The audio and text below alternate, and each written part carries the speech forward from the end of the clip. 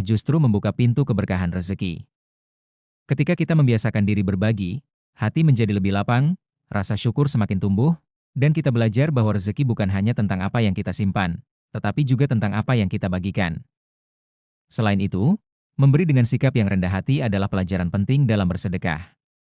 Kebaikan akan terasa lebih indah jika dilakukan tanpa merendahkan, tanpa mengungkit, dan tanpa pamer.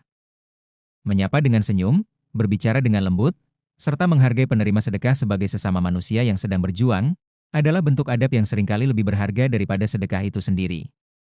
Banyak orang yang tidak hanya membutuhkan bantuan materi, tetapi juga membutuhkan rasa dihargai dan diperlakukan dengan baik.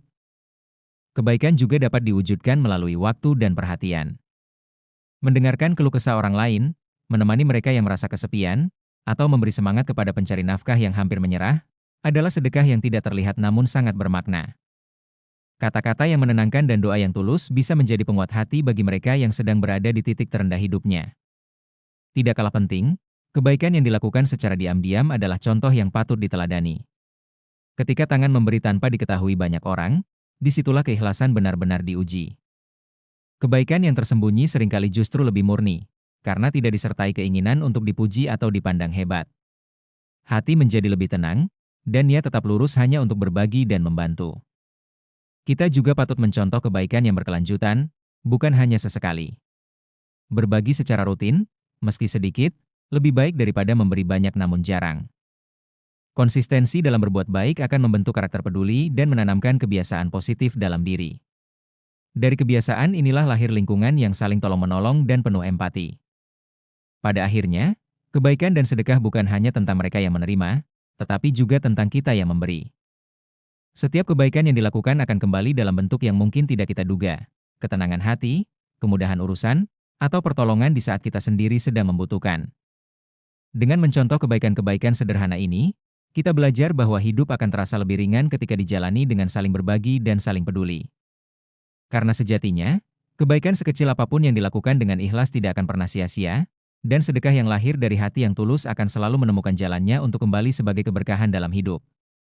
Baik, berikut versi jauh lebih tabah, lebih dalam, dan lebih panjang, dengan nuansa keteguhan hati, keikhlasan, dan makna hidup yang kuat. Dalam perjalanan hidup yang penuh liku, kebaikan dan sedekah seringkali menjadi cahaya kecil yang menuntun manusia untuk tetap bertahan di tengah gelapnya keadaan. Tidak semua orang hidup dalam kelimpahan, tidak semua hari berjalan dengan mudah, dan tidak semua usaha langsung berbuah manis. Namun di antara semua keterbatasan itu, selalu ada ruang untuk berbuat baik, selalu ada celah untuk berbagi, dan selalu ada kesempatan untuk menanam kebaikan meski hati sedang lelah. Ketabahan dalam berbagi sedekah adalah kebaikan yang sangat patut dicontoh. Ada orang yang tetap memberi meski dirinya sendiri sedang kekurangan, tetap berbagi meski beban hidup menekan, dan tetap peduli meski masalah datang silih berganti. Mereka mengajarkan bahwa sedekah bukan tentang sisa, melainkan tentang niat. Bahwa memberi tidak harus menunggu hidup sempurna, karena justru dari memberi itulah hati menjadi lebih kuat dan jiwa menjadi lebih tabah. Kebaikan yang paling menyentuh sering lahir dari hati yang pernah terluka. Orang-orang yang memahami sulitnya hidup biasanya memiliki empati yang lebih dalam.